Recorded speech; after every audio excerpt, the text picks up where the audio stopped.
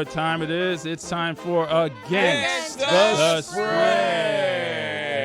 Sponsored by DraftKings. Stay tuned because you'll hear more about DraftKings and all it has to offer throughout the show. DraftKings, the crown is yours. I'm going to start with an easy one. The New York Rangers at the Buffalo Sabres. Not much needed to be added here. Rangers are favorites at 1.5 goals. Take the Rangers tonight against the spread. Really? Minus goal and a half. Easy one. Nothing more needs to be said. Nothing needs to be said. I mean, the Sabres are one of the worst teams in the league. So. Yeah. Nothing needs to be said. Buffalo's playing for their city, Roy. Yeah. Well, they've been sullied. Doesn't everyone? Impugned. Yeah. The Bills. They got the Bills. Don't worry about them.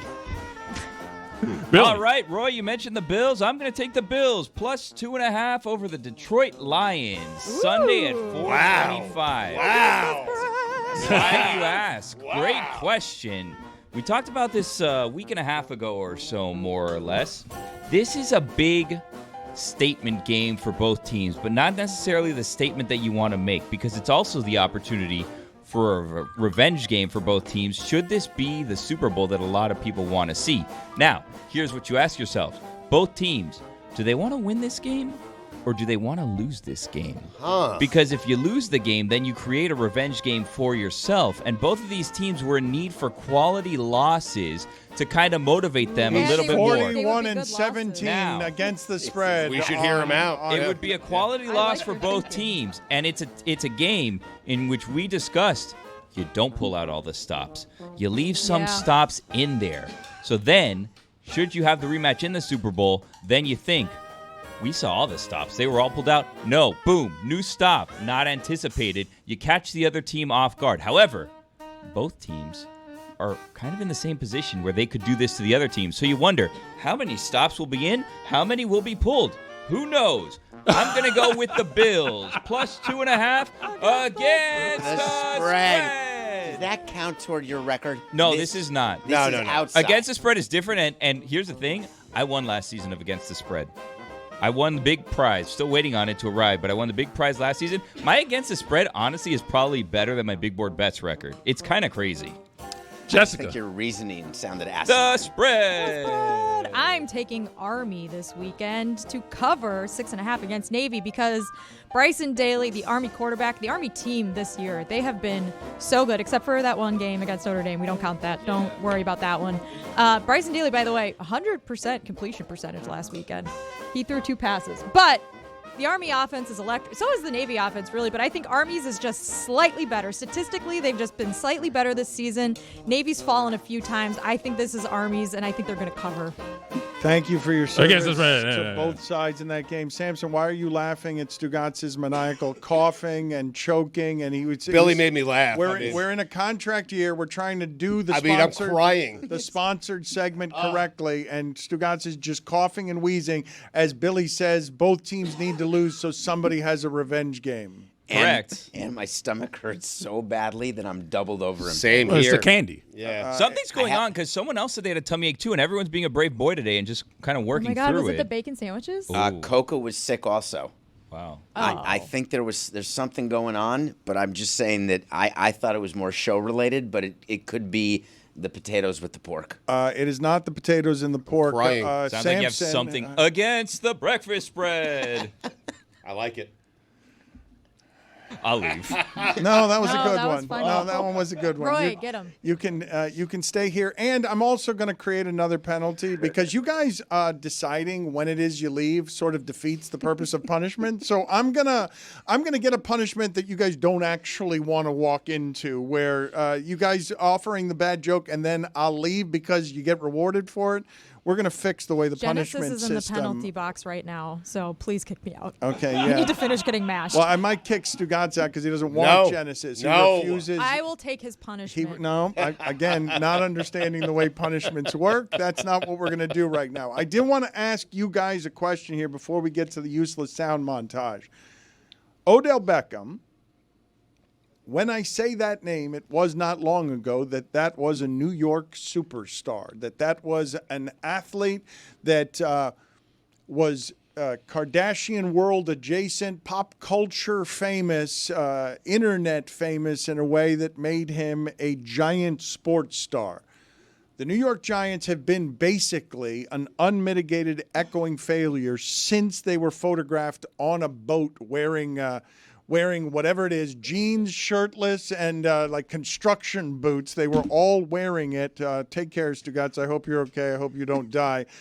Maybe you should have Genesis take it out of your system. Now, and now you're coughing too, because there are a number of elements playing defense against me being able to do this well or professionally today. Mostly all of the people I'm paying. It's almost all of the people that I'm paying. Perfect. A whole lot of has been going on that nobody sees behind the scenes that has made today an unmitigated disaster in every way that these things are produced. But the question I was asking you is about Odell Beckham, a huge sports star, once upon a time. For the Miami Dolphins on Sunday, he had 1 catch for 1 yard. And I'm asking you, would he have preferred to see 0 catches for 0 yards in the box score when he left that football game?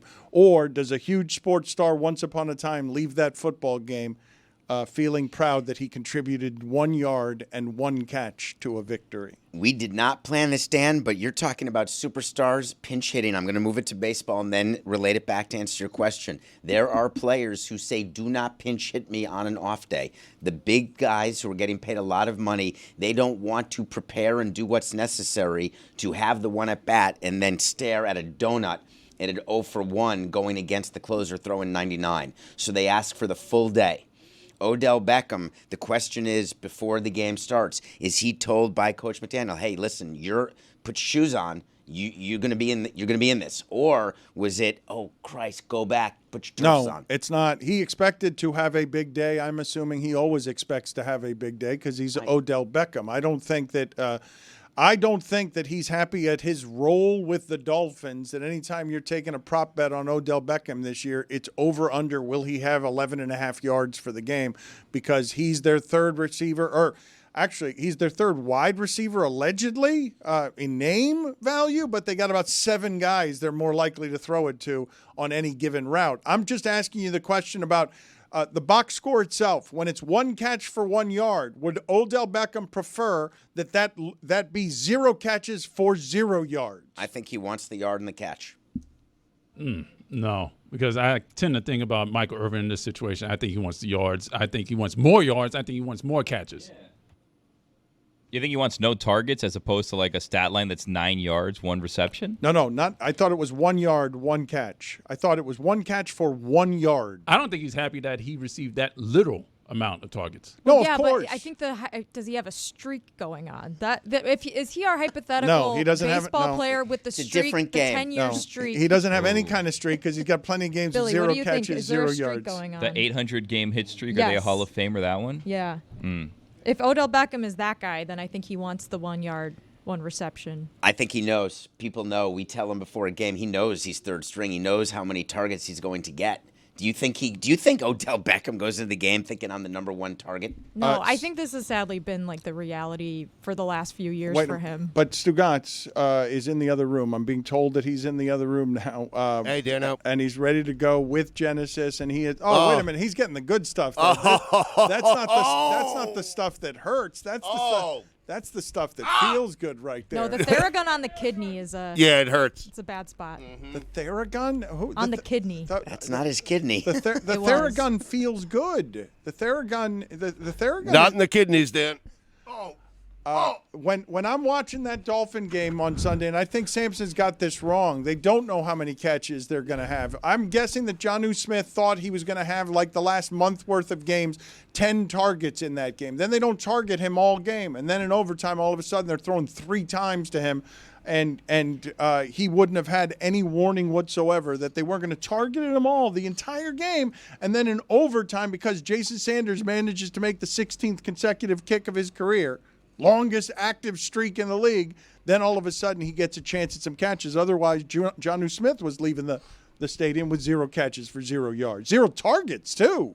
I think the players are in communication a little more than that. And I think when you're in the game, if you're in the play, you know where you are with Tua. Are you the check down guy? You're going to get more? Or are you the third option? You may get fewer. Odell Beckham, you are told prior how he many doesn't plays. think, Odell Beckham does not think that he's going into an NFL football game and all he's going to have is one catch for 1 yard. You think Odell's waking up and he thinks he's going to get 12 targets this week? Not 12 targets, just not one catch for 1 yard. Like, that's not what he's going to the stadium for. If you told him beforehand, this is what it's going to be, he's going to say, I don't even want to play. Well, What's the point of playing?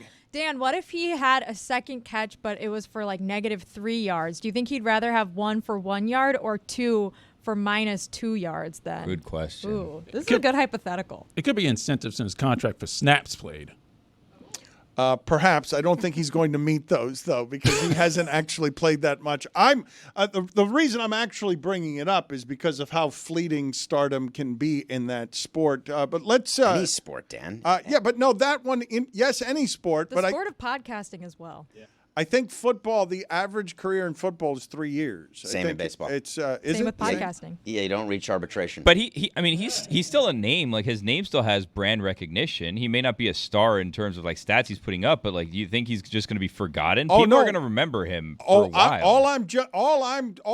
The only place I was trying to take you guys is I believe Odell Beckham is embarrassed by seeing his name and that stat line, given where he's been in the sport. And I know that career mortality, you've heard me say some version of this before, that confidence is the last thing to go. That confidence is the last thing to go and the mirror is the last thing to know. That these guys generally keep thinking that they're going to overcome odds again and again. Odell Beckham, look, I don't know what he expected his career to be after making what was being described as the greatest catch any of us had ever seen in a Monday Night Football game with the New York Giants. But what happened to his career after that is he went to Cleveland with great expectations, was supposed to carry them over with the great expectations, and that entire Cleveland team ends up falling apart. And then he does resurrect himself by going to the Rams, and in that Super Bowl, he was going to be Super Bowl MVP. The way that game plan was structured, if he had not gotten hurt in that game, Odell Beckham was going to win the Super Bowl MVP. To have that as your career and go to the Dolphins and be fighting at 6-7, one catch for 1 yard, that seems like it happened pretty fast to me. Maybe it doesn't feel that way to you, but that feels like it evaporated pretty fast. So his contract is full of incentives. He gets $450,000 if he catches 6 touchdowns. He gets $400,000 if he gets 4 touchdowns. $1 million if he gets 55 receptions. $400,000 for 36. $800,000 for 45. It seems like he was signing a deal knowing I'm going to have to prove it to get all of this money, and these are incentives that, he's not going to reach. You think he's played 9 games and has 9 receptions at the moment.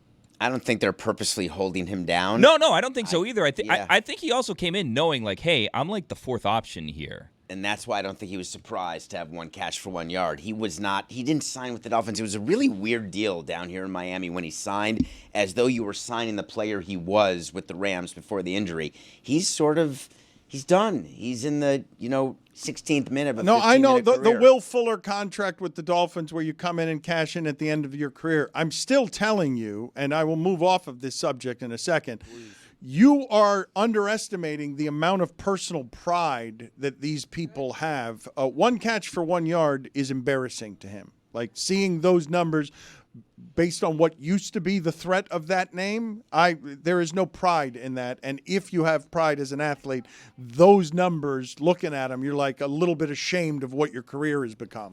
How many athletes go out on their career after like a 13 reception game with 2 touchdowns? But also, like, if Odell Beckham goes out and it's like, hey, Odell Beckham is at this club, come like see Odell Beckham, you think like, oh, 1 catch, 1 yard? I don't think so. I don't want to hang out with Odell Beckham today. Like, no one knows his stat line. He's Odell Beckham Jr.